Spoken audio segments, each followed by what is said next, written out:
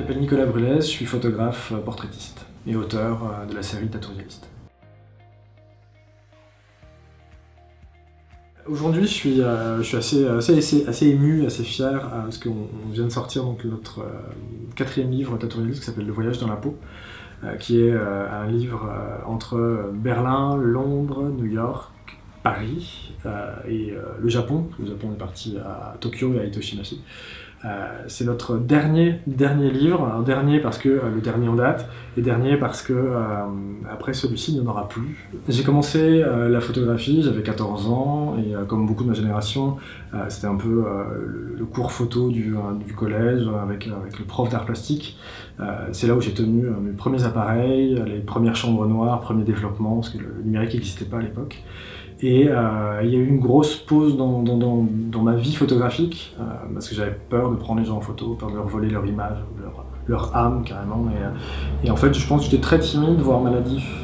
Et ça m'empêchait en fait de réaliser ce que je voulais. Et j'ai rencontré Mylène, qui est l'auteur des livres avec moi, qui est aussi celle qui gère un peu toute ma vie, qui est ma femme également. J'ai rencontré il y a 11 ans et elle m'a poussé, elle m'a stimulé à reprendre la photographie, à travailler différemment, et elle m'a payé des cours de photographie, cours terrifiants d'ailleurs, et c'est grâce à elle aujourd'hui que je peux dire que je suis photographe. Le tatouage m'a toujours intéressé, parce que je trouve que c'est hyper étrange d'assumer, de vouloir une différence et de l'assumer complètement. C'est-à-dire que souvent on va avoir une différence corporelle, une différence religieuse, une différence ethnique et géographique, qu'on assume ou pas, en tout cas que la société peut nous refuser. Et je me dis, le tatouage, c'est vraiment un peu ce coup de gueule qu'on balance à la gueule de la société en disant voilà, j'ai un tatou, je suis différent, je l'ai assumé, et c'est comme ça que je me vois. Alors après, j'entends déjà les gens dire oui, mais c'est mainstream, tout le monde a un tatouage. Alors non, tout le monde n'a pas un tatouage. En France, c'est 15% de la population. Donc ça veut dire qu'il y a encore un gros pourcentage qui n'en a pas. Après, on est plus aguerri, effectivement, on en voit un peu plus partout, du fait du football, du fait du sport, du fait de toutes les campagnes de pub qu'on peut voir. Mais le tatouage reste un domaine assez, photographiquement en tout cas, assez stimulant. Au-delà du tatouage et du projet Tattoo-Réaliste, moi je me décris en tant que photographe portraitiste et pas photographe de tatouage. Le tatouage c'est un sujet, c'est une série. Alors certes c'est une très longue série, parce qu'effectivement ça fait quand même maintenant 6 ans qu'elle dure, mais je pense que, voilà, moi ce que j'aime c'est la personne. C'est rencontrer les gens, j'ai fait des livres sur le tatouage, j'ai fait aussi un livre sur les cafés rasseurs et sur les possesseurs finalement de motos modifiées en France. Ça a duré 1 an, il a fallu apprendre le champ lexical, les codes, j'ai même passé mon permis moto, j'ai acheté des motos pour comprendre effectivement comment pénétrer un milieu. Et je crois que la force que j'ai, c'est vraiment d'aller apprendre vraiment comment les gens vivent dans le milieu dans lequel moi je veux intégrer, dans lequel je veux prendre des photos pour les respecter. Je veux être satellitaire de leur univers, mais en même temps je veux pouvoir les respecter et parler effectivement comme eux, manger comme eux. C'est un vrai mimétisme le temps de la série, mais pour moi c'est hyper important. Donc il y a le tatouage, donc il y a la moto. Là on est en train de préparer toute une série sur les modifications corporelles, sur le transsexualisme, sur l'obésité, l'anorexie. Ça a toujours en fait un lien. Je pense que le corps pour moi est hyper important, quoi. On est en train de préparer un sujet sur la danse, donc on a voilà, énormément de sujets en préparation, des sujets qui sont à mi-chemin entre art contemporain en fait et photographie. Donc pour moi la photographie c'est vraiment un médium, c'est qu'on peut s'exprimer artistiquement aussi différemment, tout en utilisant la photographie. C'est important en fait, il faut qu'elle reste au centre, mais il faut que tout ce qui tourne autour, moi toute ma création puisse être exprimé autour de la photo. Pour ce projet-là, ce livre-là, j'ai eu la chance d'utiliser un matériel d'exception. J'ai eu la chance de rentrer dans la famille Leica. Je voulais me mettre en difficulté, de ne pas travailler sur le matériel habituel, parce que j'ai des appareils photo de marques différentes, et j'ai la facilité, j'aime pas ça, j'aime bien commencer un shooting avec la peur au ventre, en me disant « Ah mon Dieu, ça se trouve, je maîtrise pas le matériel » ou « Ça se trouve, ce matériel, il est trop grand pour moi, quoi. Je suis pas assez aguerri. » Et en fait, Leica m'a fait confiance, ils m'ont prêté ce dont j'avais besoin, et j'ai pu tester pas mal de matériel jusqu'au moment où j'ai trouvé l'appareil photo qui me correspondait le mieux, et c'est le Leica SL.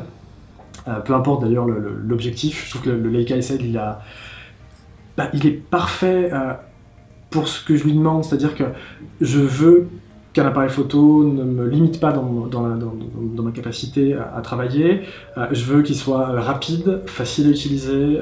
Moi, les modes magiques, HDR et tout ce qui va être en fioriture, ça m'intéresse pas. Je travaille en manuel. Je sais quel réglage je veux avant d'arriver sur un shooting. En tout cas, en 5 minutes, quand on rentre dans une pièce, on sait d'où vient la lumière, on sait ce qu'on veut. Ça doit être un outil, en fait.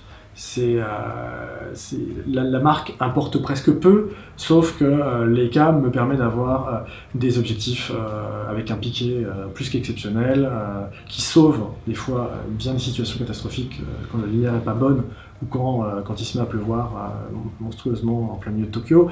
Voilà, c'est robuste, c'est facile à utiliser. Dès les premiers shootings, en fait, je me suis dit ok, c'est bon. J'ai trouvé, c'est un peu comme Cendrillon quoi. J'ai trouvé chaussures à mon pied, c'est exactement ce qu'il me faut et c'est un appareil qui m'a pas quitté pendant toute la création de ce projet-là et qui me quittera, je pense, pas pendant plusieurs années, même si la gamme évolue. Je pense que c'est vraiment celui qui me correspond le mieux. On a du matériel qu'on emporte toujours, Mylène et moi, parce que Mylène donc, est un peu mon couteau suisse dans les projets, donc c'est un peu le matériel que j'emporte, c'est Mylène. C'est elle qui règle la lumière, c'est elle qui sait exactement comment se positionner pour les flashs, mais on a toujours, depuis le premier livre, on a toujours une perche, alors peu importe la qualité de la perche, on a toujours une vieille perche, au début c'était un balai, mais aujourd'hui on a une perche, un parapluie et un flash Cobra. Alors au tout début c'était des flash Cobra de piètre qualité, ce qui fait qu'on avait une lumière hyper forte sur le premier portrait et le temps que les condensateurs se rechargent, hyper faible juste après. Au bout de 40 photos, l'appareil prenait 30 degrés dans la tête et les piles tombaient. Donc c'était catastrophique, en fait il n'y avait pas d'homogénéité dans les photos. Et grâce à Profoto et au flash A1, j'ai eu une uniformité de lumière, une qualité de lumière que j'avais vraiment jamais réussi à obtenir, et puis une portabilité, quoi. Quand on part au Japon, que la semaine d'après on est à New York et qu'on enchaîne avec Berlin, à un moment donné on passe plus de temps dans les aéroports que sur les shootings, donc il faut qu'on rentre rapidement, qu'on passe la douane le plus vite possible. Et avec les batteries, les générateurs, ça passe pas. Donc le A1, c'était dans la poche de la veste, on rentrait dans l'avion et ça se faisait tout seul. Le choix des modèles est il est soumis à 2 facteurs. Le premier facteur, c'est le facteur recherche intense, quasi scientifique, où on passe des semaines et des semaines et des semaines sur les réseaux sociaux, à chercher, essentiellement sur Instagram, mais à chercher les gens qui ont un profil particulier. On écarte de facto les gens professionnels de la mode, professionnels les modèles professionnels. C'est pas ce qu'on cherche pour ce type de projet-là, parce qu'ils savent poser. Et ça ne va pas. J'aime pas les gens qui ont cette conception du corps comme si leur corps était un outil. Nous, notre corps, personne lambda, on sait pas trop quoi en faire, quoi. Dès qu'on se met devant un appareil photo, on est un peu gauche, moi le premier. Donc on a ce moment où on recherche les gens en écartant ceux qui pourraient être bons à l'image. Moi je veux des gens qui vont être authentiques en fait. Donc ça c'est assez complexe à trouver. On peut se tromper d'ailleurs des fois, hein, c'est un peu le problème. Et le hasard au Japon, c'était le hasard le plus complet. Hormis les tatoueurs qu'on avait castés avant, avec qui on avait eu de longs échanges pour permettre le shooting possible, parce que quand même travailler un tatoueur c'est pas facile, ils sont en contact des clients, ils ont des journées assez harassantes, et nous on arrive un peu disruptif avec notre joli sourire et notre volonté de faire un bouquin. Donc pour eux c'était important que tout soit vraiment calibré en termes de timing. Donc eux c'était vraiment géré comme sur un espèce de roadbook, quoi. Et leurs clients par contre pas du tout, donc on savait pas qui on allait rencontrer, on savait pas quel visage ils allaient avoir, quel type de tatouage. Au Japon on s'est retrouvé dans des situations fort étranges avec des hommes essentiellement tatoués, qu'on imagine faisant partie de clan Yakuza du fait de phalanges manquantes, par exemple. C'est avec l'idée de est-ce que je photographie son visage, est-ce que je le photographie pas, est-ce que le montrer ça peut le mettre en danger, est-ce que ça peut me mettre en danger, et en fait on s'est aperçu que non, quoi. Il y a un fantasme, alors oui, on sait que ça reste la mafia, donc il y a tout ce qu'on peut imaginer derrière, mais le choix de ce genre de modèle-là se fait pas, et c'est ce qui fait un peu, ça fait la trouille, quoi. On sait pas ce qui va se passer, et puis c'est ce que j'aime en fait, c'est rencontrer des gens et me retrouver dans des situations hyper tendues où tu prends la photo, tu déclenches, puis tu te dis genre, est-ce que j'ai le droit de publier cette photo-là? Dans le livre, on a mis la photo d'un des modèles à qui il manque une phalange et qui a le ciseau à bois à la main, pour nous montrer comment ça, c'était absolument pas scénarisé. Tous nos shootings sont spontanés, c'est-à-dire qu'on ne scénarise jamais rien. Les gens, je les place pas d'une certaine manière, je leur demande pas de se montrer genre un peu plus à gauche, un peu plus à droite, regarde-moi plus intensément, non, je compte toujours jusqu'à 3, quels que soient les modèles, que ce soit un modèle, tu vois, un tatoueur plus connu ou quelqu'un de totalement inconnu, je compte toujours jusqu'à 3, alors ça peut être forcément lié, toujours des blagues avec mes amis, mais je me demande si j'ai compté plus loin que 3, mais en fait 1, 2, 3, à 1, les gens se préparent, à 2, ils prennent conscience qu'il va y avoir une photo, et à 3, ils réalisent qu'il va se passer quelque chose. C'est-à-dire que cette photo-là va devenir quelque chose. C'est pas juste une carte mémoire qui est imprimée, c'est une image qui va être extraite et qui va être diffusée au plus grand nombre. Et à 3, ils ont une petite gêne, il y a une espèce de muscle qui se rigidifie dans le regard, ils disent oh, « qu'est-ce que je fais ?» Mais là, il me prend en photo. Et cette gêne-là, moi j'en ai besoin dans chacune des photos. J'attends ce moment-là, et souvent je vais faire 2 photos, j'en fais rarement plus. Je fais partie de quelques photographes qui font 5 photos max par portrait. J'aime pas appuyer, j'aime pas la rafale, j'aime pas trier, j'ai pas le temps, puis je suis feignant donc j'aime pas ça. Je vais faire voilà, une photo pour être sûr de ma lumière, deuxième photo, je sais que la personne se détend, et la troisième photo, je déclenche pas à 3. Je déclenche au moment où elle sait qu'elle s'y attend pas, donc 1, 2, hop là, la photo part, et là, elle se sent un peu surprise, et c'est ce moment qui est souvent quasi à 100% dans le livre. Il y a une séance qui m'a plus marqué que les autres, c'est celle qui fait la couverture du livre. On avait rendez-vous avec Jiro, un tatoueur de Tokyo, plus précisément à Nakano, et on avait donc négocié pendant des semaines et des semaines, il savait qu'on venait, en tout cas, il savait pas en fait, il savait pas. Quand on est arrivé, il était surpris de nous voir, il m'a dit enchanté, donc là je me suis dit oh merde. Il m'a dit enchanté, il sait pas qui je suis. Et il a reconnu en fait le Sakura qu'il m'avait fait l'an dernier. Et là, son visage a changé. Il fait ah Nicolas-san, Nicolas-san. J'étais genre oh yes, il sait qui je suis. Et, sauf qu'il n'avait pas prévu de client. Donc pour un tatoueur, ne pas montrer de client, c'est ne pas pouvoir montrer son travail. Donc j'étais un petit peu gêné, un peu surpris. Et devant mon désarroi, en fait, il s'est senti mal. Et je pense que là, il avait un conflit de valeurs. Genre, il pouvait pas me mettre mal à l'aise. Donc il s'est excusé 1000 fois. Et je lui ai dit non. On va dégoupiller tout ça, c'est ma faute, c'est moi qui ai merdé, donc j'assume. Et il dit non mais revenez demain à 11h, je vais trouver des gens.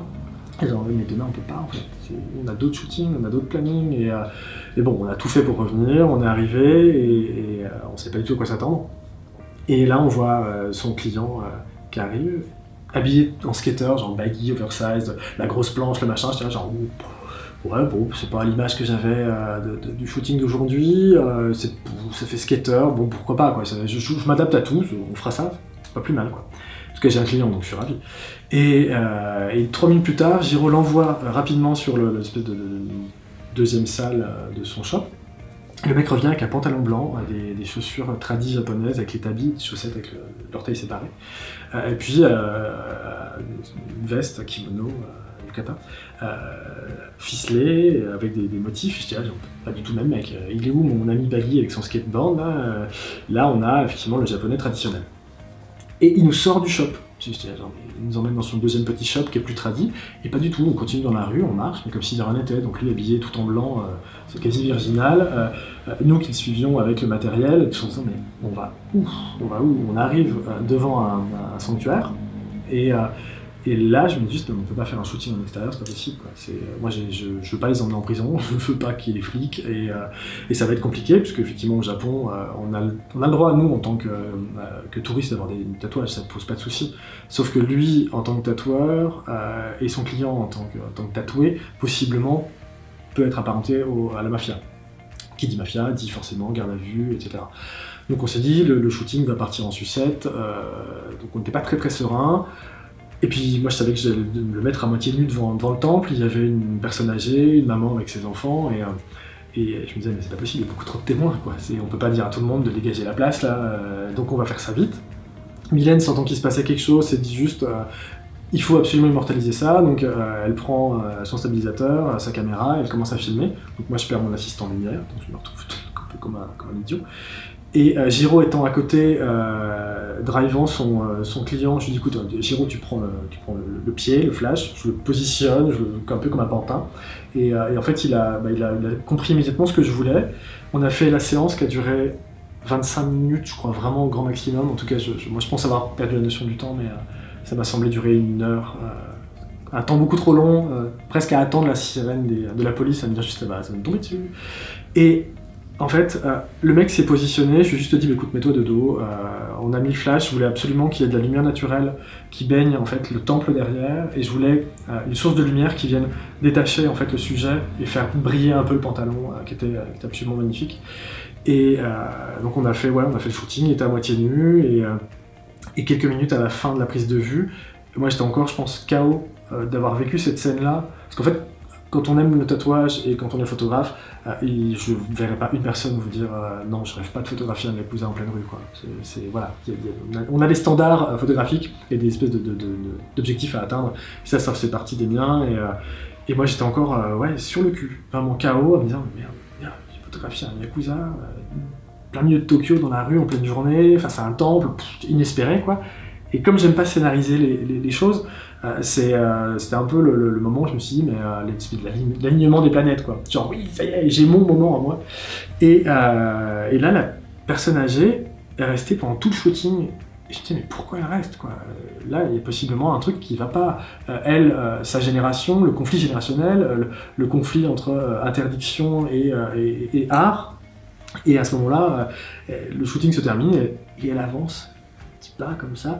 Puis elle demande au tatoueur qui est-ce qui a fait le dessin et si elle peut toucher. Et en fait, elle a passé 5 minutes à regarder du doigt la divinité derrière, à regarder les couleurs, les sakuras, les vagues, et à lui dire « Ah mais c'est très très beau, ça me rappelle telle estampe » et tout. Et ils ont parlé pendant 5 minutes et moi j'étais complètement mais comme un enfant face au Père Noël, quoi. Je me disais mais cette scène est incroyable. J'ai bien sûr pas réussi à faire une seule photo. Émotionnellement, je pense que c'était trop pour moi, et le moment où je me suis dit t'es photographe, t'as une scène de vie incroyable, sors-toi un peu, fais preuve un peu d'audace, sors ton appareil photo, quoi. Donc j'ai levé mon appareil photo, le moment où il est arrivé sur mon œil, la dame est partie. Donc j'avais, je pense, j'ai dû avoir une traînée de son bras flou qui ressemble à rien, et le mec qui s'en va, donc en fait il n'y a rien, en fait il y a moi et mon désarroi en plein milieu, quoi. Mais c'est la séance la plus, c'est une des séances les plus étranges que j'ai eu l'occasion de vivre, en fait.